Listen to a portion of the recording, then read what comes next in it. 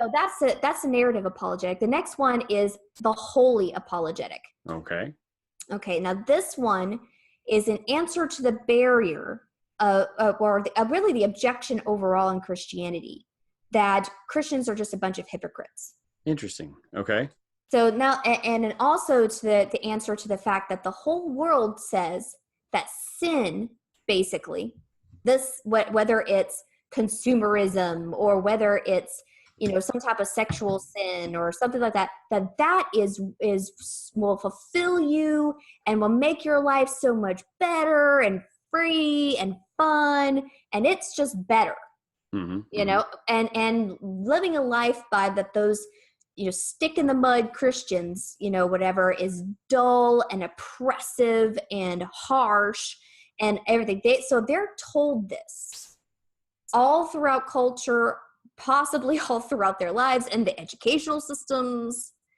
But then, we have to show a different picture, which is actually the truth, that living God's ways and knowing God transforms us, and that it's worth it. Right. That God's ways are worth it. So we need to live lives in which we're constantly growing into the likeness of Christ and telling others about how God is changing us and having this joyful, peaceful kind of overall. I'm not saying that we don't, be sad and cry at appropriate times, but overall have this joyful, thankful, peaceful life that shows that, hey, actually following God is not some type of horrible, miserable existence. It's actually really good. Because if you think about it, here's a person who is having to sometimes decide between a very tempting and attractive to themselves sin, and then what? In other words, they're having to let it go in order to be able to really become a Christian. And they need to know that when they let this go, they're not going to be miserable. Yeah. They're not going to have a life that is lonely and miserable and just torturous. Because, this over here, I think about, and I'm going to go there. I think about lately the march up at DC.